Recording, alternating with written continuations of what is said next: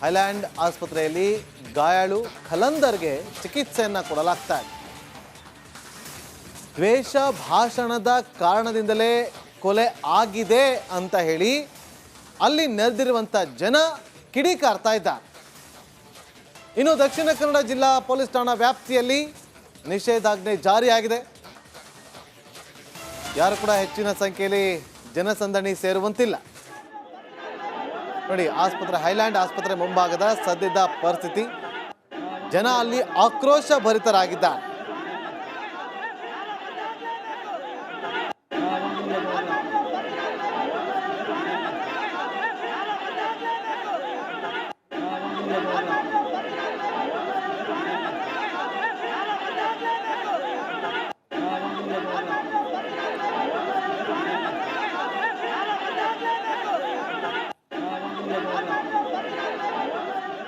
ಮತ್ತಷ್ಟು ಮಾಹಿತಿಯನ್ನು ಕೊಡೋದಕ್ಕೆ ನಮ್ಮ ಮಂಗಳೂರು ಪ್ರತಿನಿಧಿ ದಿನೇಶ್ ಫೋನ್ ಸಂಪರ್ಕದಲ್ಲಿದ್ದಾರೆ. ದಿನೇಶ್, ಸದ್ಯಕ್ಕೆ ಪರಿಸ್ಥಿತಿ ಹೇಗಿದೆ?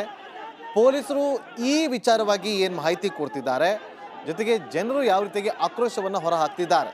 ದಿನೇಶ್. ನಾಗೇಂದ್ರ ಬಾಬು, ಮಂಗಳೂರಿನ ಆಸ್ಪತ್ರೆಗಳಲ್ಲಿ ಅಂದ್ರೆ ಮೃತ ಅಬ್ದುಲ್ ರೆಹಮಾನ್ ಅನ್ನು ಮಂಗಳೂರಿನ ಎನ್ಎಫ್ಐ ಆಸ್ಪತ್ರೆಯ ಮೋರ್ಚರಿಯಲ್ಲಿ ಇರಿಸಲಾಗಿದೆ. ಇಲ್ಲಿಯೂ ಕೂಡ ಬಹಳಷ್ಟು ಹೆಚ್ಚಿನ ಸಂಖ್ಯೆಯಲ್ಲಿ ಜನ ಜಮಾಯಿಸ್ತಾ ಇದ್ದಾರೆ, ಆಕ್ರೋಶ ಭರಿತರಾಗ್ತಿದ್ದಾರೆ. ಮತ್ತೊಂದು ಕಡೆ ಗಾಯಗೊಂಡಂತಹ ಖಲಂದರ್ನನ್ನು ಮಂಗಳೂರಿನ ಐಲ್ಯಾಂಡ್ ಆಸ್ಪತ್ರೆಯಲ್ಲಿ ಚಿಕಿತ್ಸೆ ನೀಡಲಾಗ್ತಿದೆ. ಅಲ್ಲಿಯೂ ಕೂಡ ಬಹಳಷ್ಟು ಜನ ಬರ್ತಾ ಇರುವಂತದ್ದು, ಅಲ್ಲೂ ಕೂಡ ಆಕ್ರೋಶ ಹೊರ ಹಾಕ್ತಿರುವಂತದ್ದು. ಮಂಗಳೂರಿನಲ್ಲಿ ಮತ್ತೆ ಕೋಮು ಸಂಘರ್ಷಕ್ಕೆ ನೆತ್ತರು ಹರಿತ ಅನ್ನುವಂತ ಅನುಮಾನಗಳು ಕೂಡ ಮೂಡ್ತಾ ಇರುವಂತದ್ದು, ಬಹಳಷ್ಟು ಆಕ್ರೋಶಗಳು ಕೂಡ ಕೇಳಿ ಬರ್ತಾ ಇರುವಂತದ್ದು. ಈ ಒಂದು ಘಟನೆ ನಡೆದಿರುವಂತದ್ದು ದಕ್ಷಿಣ ಕನ್ನಡ ಜಿಲ್ಲೆಯ ಬಂಟ್ವಾಳದ ಇರಾಕೋಡಿ ಅನ್ನುವಲ್ಲಿ ಮಧ್ಯಾಹ್ನದ ವೇಳೆ ಈ ಒಂದು ಘಟನೆ ನಡೆದಿರುವಂತದ್ದು. ಅಬ್ದುಲ್ ರೆಹಮಾನ್ ಅವರು ವೃತ್ತಿಯಲ್ಲಿ ಪಿಕಪ್ ಚಾಲಕರಾಗಿರ್ತಾರೆ. ಇವತ್ತು ಮರಳನ್ನು ಅನ್ಲೋಡ್ ಮಾಡ್ತಾ ಇರುವಂತಹ ಸಂದರ್ಭದಲ್ಲಿ ಈ ಒಂದು ಹತ್ಯೆ ನಡೆದಿರುವಂತದ್ದು. ಜೊತೆಗೆ ಅಬ್ದುಲ್ ರೆಹಮಾನ್ ಅವರ ಜೊತೆ ಇದ್ದಂತಹ ಖಲಂದರ್ ಅವರಿಗೂ ಕೂಡ ತಲವಾರು ದಾಳಿ ಆಗಿರುವಂತದ್ದು.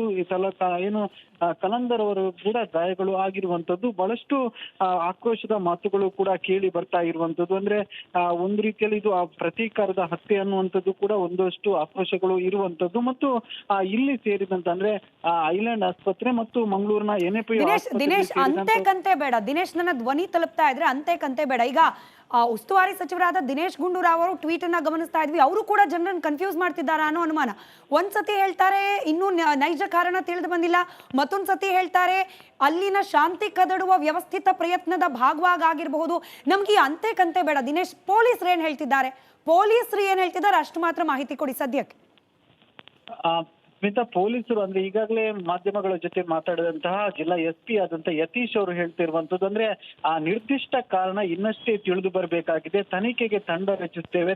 ತಂಡ ತನಿಖೆಯನ್ನು ಈಗಾಗಲೇ ಕಾರ್ಯೋನ್ಮುಖವಾಗಿದೆ. ಬೇರೆ ಬೇರೆ ರೀತಿಯಲ್ಲಿ ತನಿಖೆಯನ್ನು ಕೂಡ ಮಾಡಲಾಗ್ತಿದೆ. ಬೇರೆ ಬೇರೆ ಕಡೆಗಳಲ್ಲಿ ನಾಕಾಬಂದಿಗಳನ್ನ ಹಾಕಿ ತನಿಖೆಯನ್ನು ಕೂಡ ಮಾಡ್ತಾ ಇದ್ದೇವೆ. ಜೊತೆಗೆ DASP ನೇತೃತ್ವದಲ್ಲಿ ತಂಡ ರಚಿಸಲಾಗಿದೆ. ಮತ್ತು ಒಂದಷ್ಟು ಮಂದಿ ಅನುಮಾನಾಸ್ಪದ ವ್ಯಕ್ತಿಗಳ ಬಗ್ಗೆ ಕೂಡ ವಿಚಾರಣೆ ಮಾಡಲಾಗಿದೆ. ಒಂದಷ್ಟು ಜನರನ್ನ ಈ ಬಗ್ಗೆ ವಿಚಾರಣೆಗೆ ಒಳಪಡಿಸಲಾಗಿದೆ ಅನ್ನುವಂತಹ ಮಾಹಿತಿಯನ್ನು ಜಿಲ್ಲಾ ಪೊಲೀಸ್ SP ಆದಂತಹ ಯತೀಶ್ ಕುಮಾರ್ ಅವರು ಹೇಳ್ತಿರುವಂತದ್ದು. ಮತ್ತು ಅವರು ಯಾವುದೇ ಕಾರಣಕ್ಕೂ ಇದೇ ಕಾರಣ ಅಂತ ಪರ್ಟಿಕ್ಯುಲರ್ ಆಗಿ ಇದೇ ಕಾರಣ ಅಂತ ಹೇಳಿಲ್ಲ, ತನಿಖೆ ನಡೀತಾ ಇದ್ದಾವೆ, ಅವರ ವಿರುದ್ಧ ಕ್ರಮ ಕೈಗೊಂಡಿದ್ರೆ ಇಂಥದ್ದು ಆಗ್ತಾ ಇರ್ಲಿಲ್ಲ ಅನ್ನುವಂತ ಮಾತನ್ನು ಅನ್ವರ್ ಸಾದತ್ ಅವರು ಅಂದ್ರೆ SDPI ಜಿಲ್ಲಾಧ್ಯಕ್ಷರಾದಂತ ಅನ್ವರ್ ಸಾದತ್ ಅವರು ಹೇಳ್ತಾ ಇರುವಂತದ್ದು. ಒಟ್ಟಿನಲ್ಲಿ ಪೊಲೀಸರು ತನಿಖೆ ಮಾಡ್ತಾ ಇದ್ದಾರೆ. ಅಂದ್ರೆ ಯಾವ ಕಾರಣಕ್ಕಾಗಿ ಈ ಹತ್ಯೆ ಆಗಿದೆ ಮತ್ತು ಹಂತಕರೇನಿದ್ದಾರೆ ಅವರ ಜಾಡನ್ನು ಹಿಡಿದು ತನಿಖೆಯನ್ನು ಕೂಡ ಮಾಡ್ತಾ ಇರುವಂತದ್ದು. ಜೊತೆಗೆ ಜಿಲ್ಲೆಯಲ್ಲಿ ಕಾನೂನು ಸುವ್ಯವಸ್ಥೆ ಹಾಳಾಗಬಾರ್ದು ಅನ್ನುವಂತ ನಿಟ್ಟಿನಲ್ಲಿ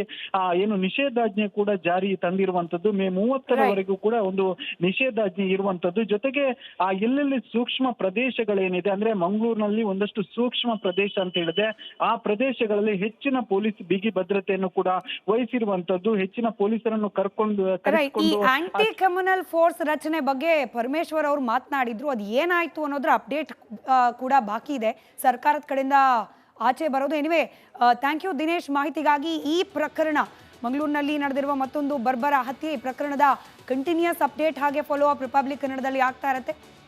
ಪೊಲೀಸ್ ಇಲಾಖೆಯಿಂದ ಈ ಕೃತ್ಯದ ಅಸಲಿ ಕಾರಣದ ಬಗ್ಗೆ ಮಾಹಿತಿ ಹೊರಬಿದ್ದ ತಕ್ಷಣ ಅದರ ಅಪ್ಡೇಟ್ ಅನ್ನು ನಾವು ವೀಕ್ಷಕರ ಮುಂದೆ ಇಡ್ತಾ ಹೋಗ್ತೀವಿ.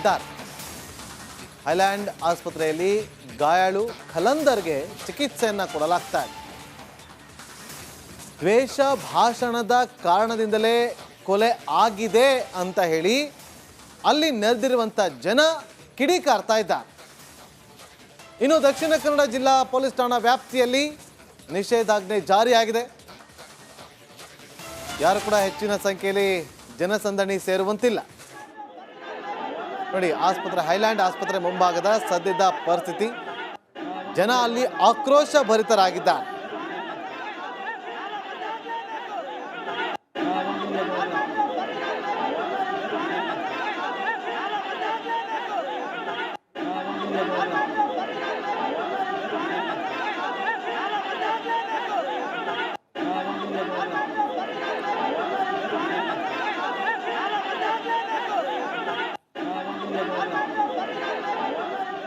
ಮತ್ತಷ್ಟು ಮಾಹಿತಿಯನ್ನು ಕೊಡೋದಕ್ಕೆ ನಮ್ಮ ಮಂಗಳೂರು ಪ್ರತಿನಿಧಿ ದಿನೇಶ್ ಫೋನ್ ಸಂಪರ್ಕದಲ್ಲಿದ್ದಾರೆ. ದಿನೇಶ್, ಸದ್ಯಕ್ಕೆ ಪರಿಸ್ಥಿತಿ ಹೇಗಿದೆ?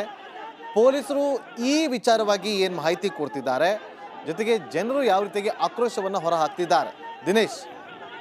ನಾಗೇಂದ್ರ ಬಾಬು, ಮಂಗಳೂರಿನ ಆಸ್ಪತ್ರೆಗಳಲ್ಲಿ ಅಂದ್ರೆ ಮೃತ ಅಬ್ದುಲ್ ರೆಹಮಾನ್ ಅನ್ನು ಮಂಗಳೂರಿನ ಎನೆಪೊಯ ಆಸ್ಪತ್ರೆಯ ಮೋರ್ಚರಿಯಲ್ಲಿ ಇರಿಸಲಾಗಿದೆ. ಇಲ್ಲಿಯೂ ಕೂಡ ಬಹಳಷ್ಟು ಹೆಚ್ಚಿನ ಸಂಖ್ಯೆಯಲ್ಲಿ ಜನ ಜಮಾಯಿಸ್ತಾ ಇದ್ದಾರೆ, ಆಕ್ರೋಶ ಭರಿತರಾಗ್ತಿದ್ದಾರೆ. ಮತ್ತೊಂದು ಕಡೆ ಗಾಯಗೊಂಡಂತಹ ಕಲಂದರ್ನನ್ನು ಮಂಗಳೂರಿನ ಐಲ್ಯಾಂಡ್ ಆಸ್ಪತ್ರೆಯಲ್ಲಿ ಚಿಕಿತ್ಸೆ ನೀಡಲಾಗ್ತಿದೆ. ಅಲ್ಲಿಯೂ ಕೂಡ ಬಹಳಷ್ಟು ಜನ ಬರ್ತಾ ಇರುವಂತದ್ದು, ಅಲ್ಲೂ ಕೂಡ ಆಕ್ರೋಶ ಹೊರ ಹಾಕ್ತಿರುವಂತದ್ದು.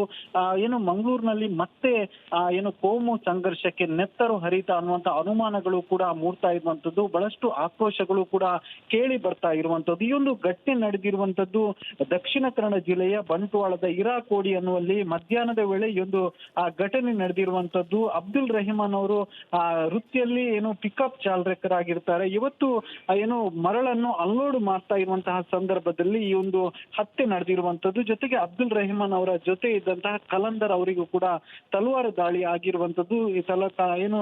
ಕಲಂದರ್ ಅವರು ಕೂಡ ಗಾಯಗಳು ಆಗಿರುವಂತದ್ದು. ಬಹಳಷ್ಟು ಆಕ್ರೋಶದ ಮಾತುಗಳು ಕೂಡ ಕೇಳಿ ಬರ್ತಾ ಇರುವಂತದ್ದು. ಅಂದ್ರೆ ಒಂದು ರೀತಿಯಲ್ಲಿ ಇದು ಪ್ರತೀಕಾರದ ಹತ್ಯೆ ಅನ್ನುವಂಥದ್ದು ಕೂಡ ಒಂದಷ್ಟು ಆಕ್ರೋಶಗಳು ಇರುವಂತದ್ದು. ಮತ್ತು ಇಲ್ಲಿ ಸೇರಿದಂತ ಅಂದ್ರೆ ಐಲ್ಯಾಂಡ್ ಆಸ್ಪತ್ರೆ ಮತ್ತು ಮಂಗಳೂರಿನ ಎನ್ಎಪಿ ದಿನೇಶ್ ಅಂತೆ ಕಂತೆ ಬೇಡ. ದಿನೇಶ್, ನನ್ನ ಧ್ವನಿ ತಲುಪ್ತಾ ಇದ್ರೆ ಅಂತೆ ಕಂತೆ ಬೇಡ. ಈಗ ಉಸ್ತುವಾರಿ ಸಚಿವರಾದ ದಿನೇಶ್ ಗುಂಡೂರಾವ್ ಅವರು ಟ್ವೀಟ್ ಅನ್ನ ಗಮನಿಸ್ತಾ ಇದ್ವಿ. ಅವರು ಕೂಡ ಜನರನ್ನು ಕನ್ಫ್ಯೂಸ್ ಮಾಡ್ತಿದ್ದಾರೆ ಅನ್ನೋ ಅನುಮಾನ.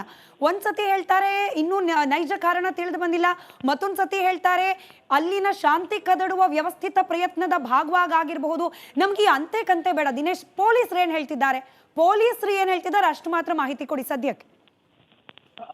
ಸ್ಮಿತಾ, ಪೊಲೀಸರು ಅಂದ್ರೆ ಈಗಾಗಲೇ ಮಾಧ್ಯಮಗಳ ಜೊತೆ ಮಾತಾಡಿದಂತಹ ಜಿಲ್ಲಾ SP ಆದಂತ ಯತೀಶ್ ಅವರು ಹೇಳ್ತಿರುವಂತದ್ದು ಅಂದ್ರೆ ಆ ನಿರ್ದಿಷ್ಟ ಕಾರಣ ಇನ್ನಷ್ಟೇ ತಿಳಿದು ಬರಬೇಕಾಗಿದೆ. ತನಿಖೆಗೆ ತಂಡ ರಚಿಸ್ತೇವೆ.